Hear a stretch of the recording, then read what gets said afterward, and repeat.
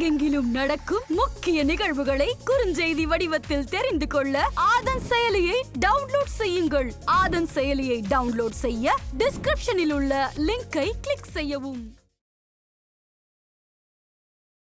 ஆதன் ஆன்மீகம் நேயர்களுக்கு ஷாம்லாவின் அன்பு கலந்த வணக்கங்கள். முக்கிய தகவல்களை குறுஞ்செய்தி வாயிலாக தெரிந்து கொள்ள ஆதன் செயலியை டவுன்லோட் பண்ணுங்க. அதற்கான லிங்க் இந்த வீடியோக்கு கீழே டிஸ்கிரிப்ஷன்ல இருக்கு.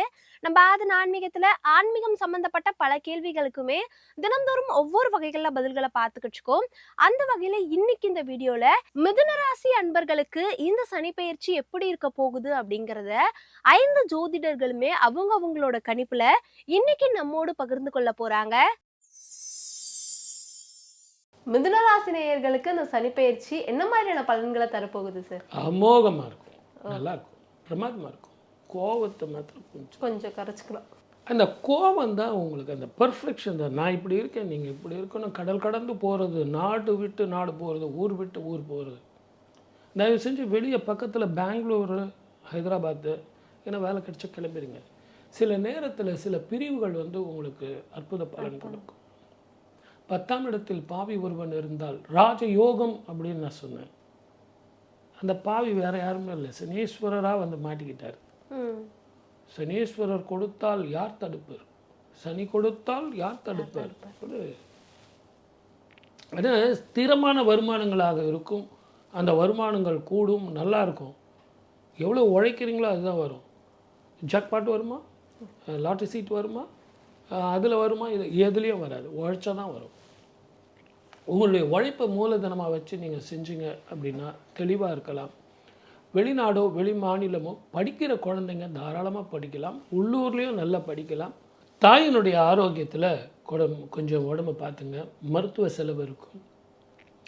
இந்த காலகட்டத்தில் நீங்கள் ரொம்ப பிளான் பண்ணி ரொம்ப தெளிவாக இருந்தீங்கன்னா, ரொம்ப நாளாக திருமண தடை உள்ளவர்கள், அதே மாதிரி குழந்தை பாக்கியம் தட்டுபவர்கள், வீடு கட்ட முடியாமல் புதிய வீடு அமையாமல் இருக்கிறவங்க, சார் நான் ஃப்ளாட்டாவது அமையும் பார்க்குறேன், அது கூட கிடைக்க மாட்டேங்குது, அதெல்லாம் கூட உங்களுக்கு அமையும். நல்லாயிருக்கும். அற்புதமான எதிர்காலம் இருக்குது.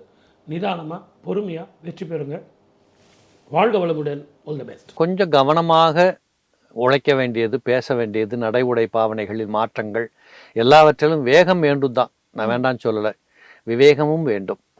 இந்த வேகத்தையும் விவேகத்தையும் ரெண்டையும் ஒன்றா வச்சுக்கிட்டு வாழ்கிறதுங்கிறது இவங்களுக்கு தான் சொல்லணும். ஏற்கனவே மிதுனத்தில் பிறந்தவங்க டபுள் மைண்டட் பீப்புள். ஒன்று செஞ்சுக்கிட்டு இருக்கிற போதே இன்னொன்று யோசிப்பான், இதை விட்டுட்டு அங்கே போவான், இதுவும் போய் அதுவும் போச்சும்பான். இந்த மாதிரி விஷயங்களை செய்யாமல் உங்களுக்கு என்ன வேணும் அதை நீங்கள் தீர்மானிங்க. உங்கள் தேவையை இன்னொருத்தன் தீர்மானிக்க கூடாது. இப்போ நீங்கள் ரோட்டில் காரில் போகிறீங்க, உங்கள் காரே நல்ல காரு தான், நிற்காம தான் போயிட்டு இருக்கு. அப்ப அடுத்த காரை பார்த்துட்டு நீங்க அந்த காருக்கு போனீங்கன்னா அது அவன் தீர்மானிக்கிறான் உங்க தேவையை. இப்படிப்பட்ட எண்ணங்களோடு நீங்கள் இந்த உலகத்தில் வாழ்வதை விட்டுடணும். ஏனென்றால் இந்த சனீஸ்வர பகவான் மீனத்தில் அமர்ந்து கொண்டு 12ஆம் இடத்தை பார்ப்பார், ரிஷபத்தை பார்ப்பார். அவர் ரிஷபத்தை பார்க்கிற போது ஏதோ ஒன்று செஞ்சுட்டு தூக்கம் கெட்டு போறது, ஏதோ ஒரு தப்பு பண்ணிட்டு மாட்டிக்கிறது, கையெழுத்து போட்டு மாட்டுறது. இன்னும் சொல்ல போகிறோம்னா ஒரு வேண்டுகோளா வைக்கிற இந்த பத்திரப்பதிவுத்துறை சம்பந்தப்பட்ட தொழிலாளர்கள் வேலை பார்க்குறாங்க பாருங்க, ரொம்ப கவனமா வேலை பாருங்க. மிதுனராசிக்காரங்க நீங்களா இருந்தா நீங்க என்ன பண்ணுவீங்கன்னா 383/1 ஐ போடுறதுக்கு பதிலாக 1ன்னு போட்டு அனுப்பிடுவீங்க. இது 20 வருஷம் கழிச்சதுக்கு அப்புறம் அந்த பத்திரம் தப்புன்னு திருப்பி வருவா. இதெல்லாம் பெரிய சிக்கலை கொடுத்துரும். ஸோ இந்த மாதிரி இடங்கள்ல ரொம்ப கவனமா இருக்கணும். நீங்க ஒர்க் பண்ற இடங்களே கூட கையெழுத்து போடுற இடத்துல படிச்சுட்டு கையெழுத்து போடணும். இப்போ கவர்மெண்ட் ஆஃபீஸ்ல எல்லாம் பாத்தீங்கன்னா நிறைய பேர் பார்த்துருக்கேன், நானே பார்த்துருக்கிறேன். அவங்க 5 பேர் போட்டிருக்காங்க, நானும் போடுறேன்னு போட்டுருவாங்க. அது தப்பு. நீங்க படிச்சுட்டு தான் கையெழுத்து போடணும். உங்களுக்குன்னு ஏதாவது அதுல தொல்லை வந்துடும். இப்படி எல்லாம் கவனமா இருக்கணும். அதே போல மிதுனத்துல பிறந்தவர்களுக்கு அவர் 8க்கும் அதிபதி, அட்டமாதிபதியும் பாக்கியாதிபதியும். அப்ப தகப்பனுக்கும் பிள்ளைக்கும் கொஞ்சம் கருத்து பேதங்கள் வரும். அப்ப இதுவரையிலும் அப்பா பையனும் ஒன்னா உட்காந்து தொழில் பண்றாங்க. இப்ப ஒருவேளை 2 பேரும் தனித்தனியா தொழில் பண்ணிட்டு போறதுக்கு வாய்ப்புகள் வரும். அது கூட நல்லதுன்னு போயிடணும். சில பசங்க கல்யாணம் பண்ணிட்டு தனி குடுத்தனம் போறேன்ட்டு வீட்டை விட்டுட்டு வெளியில போவான். பெரியவங்க விட்டு பிடிக்கணும். ஏனென்றால் பெரியவர்களுக்கும் சிறியவர்களுக்கும் மத்தியில் ஒரு விரிசல் ஏற்படுகின்ற காலம். அது இயல்பாகவே குடுத்தனம் பண்றதுனால ஒண்ணு வருதுன்னா நல்லதுட்டு போக வேண்டியதுதானே. சண்டை போட்டு பிரிஞ்சு போறதை விட சம்பாதிக்கிறதுக்கு விலகி போறது உத்தமம் தானே. இப்படிப்பட்ட செய்திகளை மிதுனத்துல பிறந்தவங்க புரிஞ்சுக்கணும். குறிப்பாக இந்த இளம் பிள்ளைகள் இருக்காங்க பாருங்க, படிக்கிற வயசு பசங்க, ரொம்ப இவங்களை கண்காணிக்கணும். நீங்க அவங்க என்ன படிக்கிறாங்க, எங்கே போகிறான், யார்கிட்ட பேசுகிறான், என்ன திரும்பி அங்கேருந்து கற்றுக்கிட்டு வாரான், இதெல்லாம் வீட்டில் இருக்கக்கூடிய அம்மா அப்பாக்கள் அந்த குழந்தைங்க மேலே ரொம்ப கவனம் செலுத்தணும். ஏனென்றால் இந்த மிதுனத்தில் இருக்கிறவங்களுக்கு அவர் 7ஆம் பார்வையாக 4ஆம் இடத்தை பார்ப்பார். இந்த 4ஆம் இடம் என்பது கல்வி பழக்க வழக்கங்கள் அம்மா அப்பா எல்லாமே. இந்த 4ஆம் இடம் கல்வி கற்க போன குழந்தை கல்வியை கற்றுக்கிட்டு வருதா வேற ஏதாவது கற்றுக்கிட்டு வருதாங்கிறது சந்தேகம் தெரியாது, போகிறதுக்கு வாய்ப்புகள் உண்டு. ஏன்னா சனியின் பார்வை, சனி பகவானுடைய பார்வை என்பது எதையும் செய்து கொடுத்துரும். அப்போ அந்த பையன் வந்தோடனே பேக்கை செக் பண்றது, அவன் புத்தகத்தை எடுத்து பார்க்கறது, ஹோம்ஒர்க் எல்லாம் பார்க்கறது, டீச்சரோட கொஞ்சம் டைப்ல இருந்துக்கிறது, இதெல்லாம் கொஞ்சம் பெனிஃபிஷியலா இருக்கும். அதுக்காக அந்த குழந்தைகளை ரொம்ப இறுக்கியும் பிடிச்சிடாதீங்க. குழந்தை தான், அதையும் பார்க்கணும். அதே போல இந்த சனி பகவான் தன் 10ஆம் பார்வையாக 7ஆம் இடத்தை பார்ப்பார்.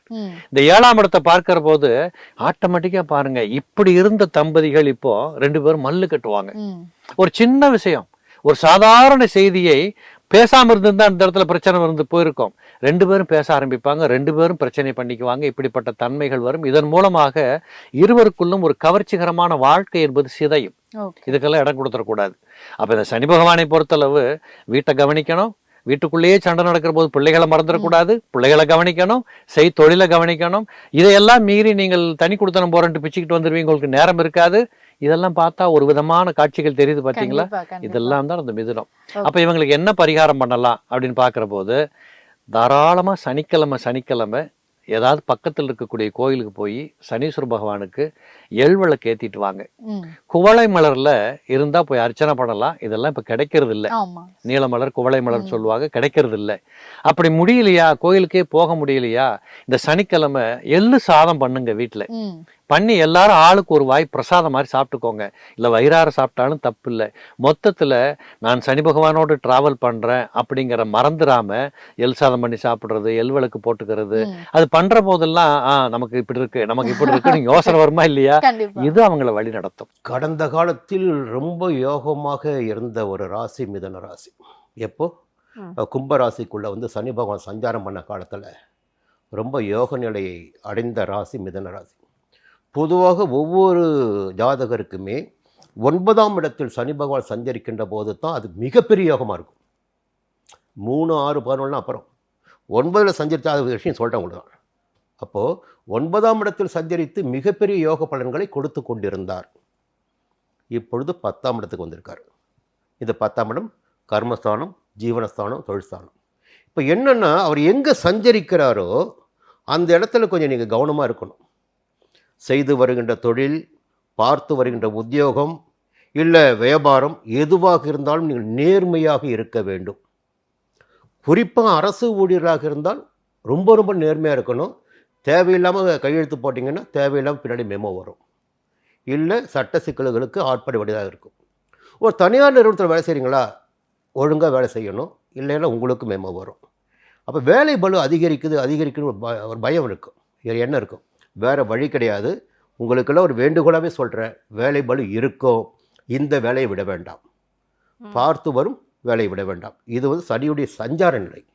இன்னொரு பக்கம் பார்த்தீங்கன்னா, அடுத்து அப்படி பார்வை வழக்கம் பேசிட்டு வர முடியுங்களா? இப்போ 12ஆம் இடத்தை பார்க்குறார், 3ஆம் பார்வையை 12ஆம் இடத்தை பார்க்குறார்.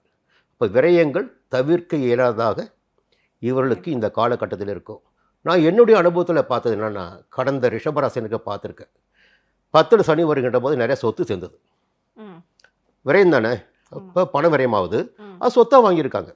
சொத்தாக வாங்கலாம், நகையாக வாங்கலாம். இது உங்களை தற்காத்து கொள்ளுகின்ற ஒரு நல்ல வழி. எப்பயுமே மருத்துவ செலவு என்னென்னா, நிறைய கையில் பணம் தான் மருத்துவ செலவு போவீங்க. ஒரு இடத்துல முதலீடு பண்ணுங்கள், நகையில் முதலீடு பண்ணுங்கள், செலவுகள் காத்துட்ருக்கு, விரைய செலவை மாற்றிக்கலாம். இன்னும் பக்கம் 7ஆம் பார்வை, அது 4ஆம் இடமான சுகஸ்தானத்திற்கு. தாயாரின் உடல்நிலையில் கவனமாக இருக்க வேண்டும். நீங்கள் ஓடிக்கிட்டே இருப்பீங்க, இப்போது வேலை நிமித்தமாக ஓடிக்கிட்டே இருப்பீங்க. உங்களுடைய சுகம் கூட கொஞ்சம் பாதிக்கப்படும். நேரத்துக்கு சாப்பிட முடியாது, நேரத்துக்கு தூங்க முடியாது, புரியுங்களா? அப்போ நேரத்துக்கு சாப்பிடுவதும் தூங்குவதும் மிக மிக அவசியம். இல்லைனா கொஞ்சம் சங்கடங்கள் ஏற்பட வாய்ப்பு உண்டு. இன்னொரு பக்கம் பார்த்தீங்கன்னா, 10ஆம் பார்வை 7ஆம் இடத்துக்கு பதியுது. அப்போது நட்புகள், நல்ல நட்புகள் இருந்திருக்கும். அந்த நட்புகள் இப்போ கொஞ்சம் உடையலாம், இல்லை விலகி போகலாம். நீங்கள் கொஞ்சம் காரசாரமாக பேசுனீங்கன்னா வாழ்க்கை துணைக்கும் உங்களுக்கும் கூட ஒரு சின்ன பிணக்குகள், இடைவெளி ஏற்படலாம். ரொம்ப கவனமாக இருக்கணும் மிதுன ராசினர் இந்த 2.5 ஆண்டுகள். இது வரைக்கும் தொழில் செட் ஆகாத மிதுனத்துக்கு ஒரு அற்புத காலம். தொழில் செட் ஆகலைங்க, கஷ்டமாக இருந்துச்சிங்க, என்னங்க வாழ்க்கை அப்படின்லாம் நினச்சிக்கிட்டு இருந்த மிதுனத்துக்கு 10ஆம் இடத்துக்கு சனி பகவான் வந்த இடத்துல கொடுப்பாருங்க. ஓகே. இப்போ பாருங்க, மேஷத்துக்கு 12ல் வந்தால் கூட கால்களுக்கு ஒரு விஷயத்தை கொடுப்பாரு. ஒரு காலில் உடையலாம் அந்த மாதிரி கூட இருக்கலாம். அது மாதிரி 10ஆம் இடத்துக்கு வந்த சனி பகவான் என்ன பண்ணுவார்னா தொழிலில் கொடுப்பாரு. அங்கேருந்து நேராக அவர் பார்க்குறது 4ஆம் இடம். சொத்து அமையறதுக்கு தாமதமாக இருக்கும். ஓகே. இங்கே மிதுனத்துக்கு நல்ல இடத்துக்கு தான் வராரு. தொழிலை கொடுப்பாரு, நிறைய வருமானங்களை கொடுப்பாரு. அதே சமயம் இவங்களுக்கு இடது கால் ராசி ரீதியாக கொஞ்சம் பைக்கில் போகும்போது கவனமாக இருக்க வேண்டிய நிலைமை இருக்குது. அது கொஞ்சம் கவனமாக இருக்கணும்.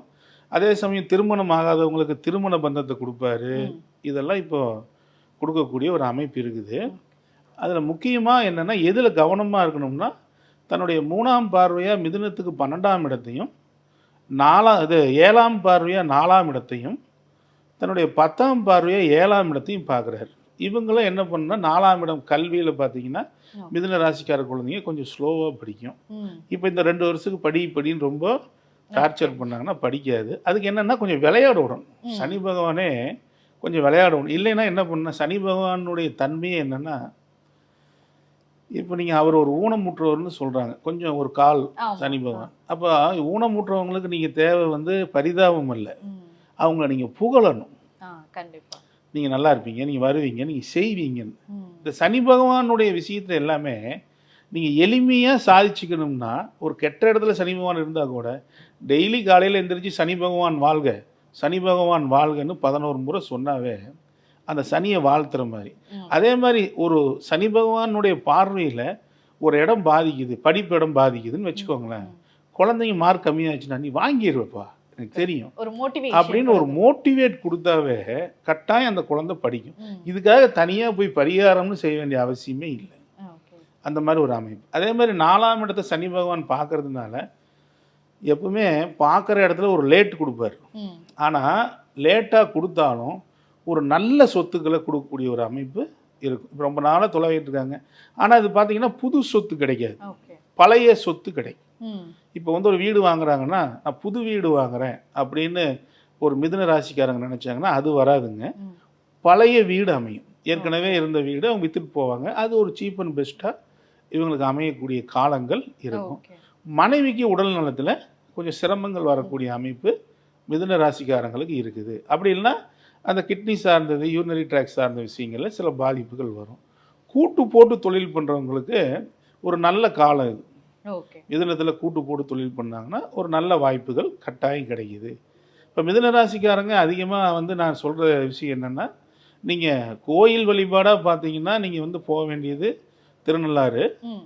அப்படி இல்லை அப்படின்னா திருக்கொல்லிக்காடுன்னு ஒரு ஸ்தலம் இருக்குது.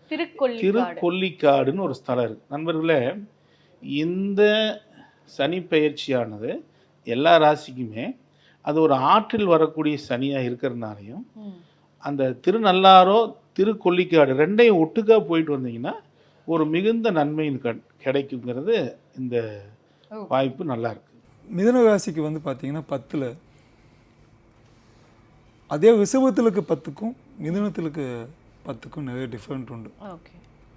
இதில் மிதுன லக்னமாக இருந்தாலும் சரி ராசியாக இருந்தாலும் சனி அவங்களுக்கு நல்லது தான் பண்ணுவோம், கெடுதல் பண்ண மாட்டோம்.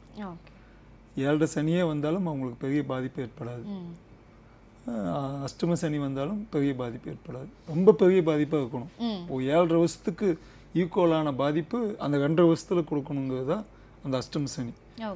இப்போ 10ல் இருக்க சனி பதவிகளை அந்தகத்தில் ஆடிட்டு இருக்கக்கூடிய பதவிகள், ஐயோ கிடைக்குமா கிடைக்காதா, எழுதுனது பாஸ் ஆகுமா ஆகாதா, பெரிய பதவிகள் கிடைக்க வேண்டிய அந்த கோட்டாவெல்லாம் இனிதான் கிடைக்கும். ஏன்னா பதவிக்கு உண்டான இடம் அது 10ஆம் இடம். 10ல் ஒரு சனி இருந்தால் அவன் வேற ஆளாக இருந்தால் அவன் பிச்சுக்கிட்டு போயிடுவான், அந்த இடத்த விட்டு காலி ஆயிடுவான். இவனுக்கு அந்த இடத்துல மிகப்பெரிய ஸ்ட்ராங்கு கொடுத்து பெரிய பதவிகள் வந்தது. எனக்கு இந்த 2.5 வருஷம் தான் மிகப்பெரிய ராஜ்யமே கிடைச்சது.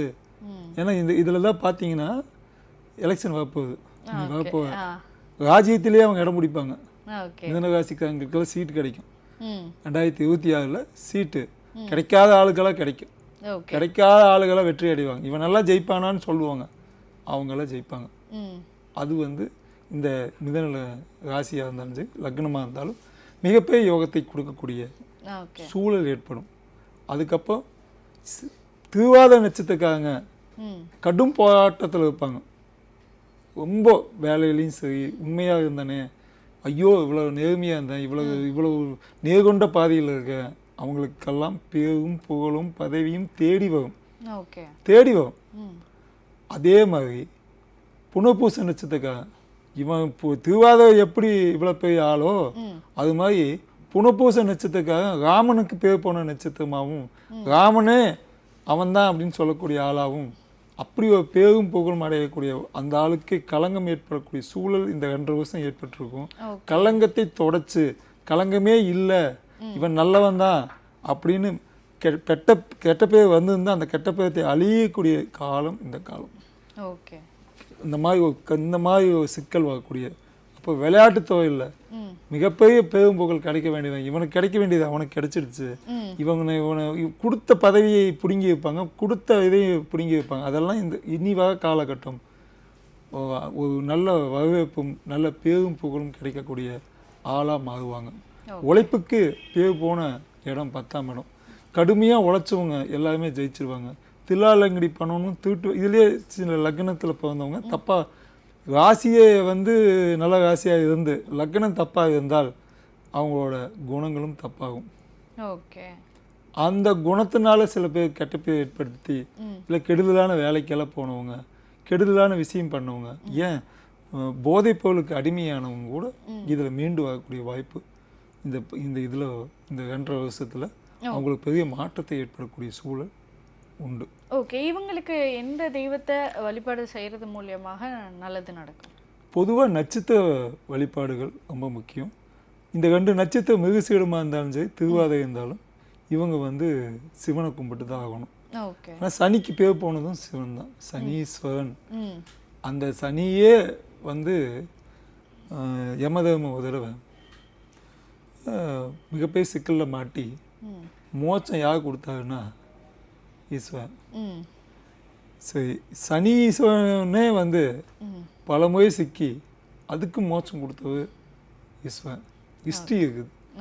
அதனால் அந்த சிவனை கட்டி பிடிக்கும் பொழுது அதனால தான் இந்த 10லுக்கு சனி வந்தாலும் சரி 7.5 வந்தாலும் இவங்களுக்கெல்லாம் இந்த மிருகசீட நட்சத்திரம் திருவாத நட்சத்திரக்காரங்கெல்லாம் அவ்வளோ பெரிய சிக்கலை மாட்ட மாட்டாங்க. ஓகே இதாகிடுவாங்க, தப்பிச்சிடுவாங்க. அவங்கள துரோகம் பண்ணியிருந்தாலோ இல்லை ஏமாற்றியிருந்தாலோ அவங்க கண்ணு முன்னாடியே அழிவாங்க, அவங்க கண்ணு முன்னாடியே சிக்கலில் மாட்டுவாங்க. அவங்க காப்பாற்றக்கூடிய சூழல் ஏற்படும். அண்ணாமலை கதை தான். ஓகே அண்ணாமலை ரஜினிகாந்த் கதை என்னமோ அந்த கதை தான் இந்த இதுக்கு சொல்லலாம். ஓகே அப்படியே பர்ஃபெக்டாக பொருந்தது. ஆனால் டக்குன்னு அது வந்தது. ஏன்னா அது எல்லாம் பிடுங்கியிருந்தாலும் கூட திருப்பி அவன் தான் போய் காப்பாற்றுவான் அந்த குடும்பத்தை. யார் ஏமாத்தினானோ அவனை காப்பாற்றி விடுறவனே, எவனை ஏமாத்தினானோ எவனை துரோகி பண்ணானோ அவங்ககிட்டயே போய் நின்று தர்மம் ஏறக்கூடிய சூழல் ஏற்படும். இவன் தர்மம் கொடுப்பான். மிதன ராசிக்காரங்க மிதன லக்னக்காரங்க கொடுப்பாங்க.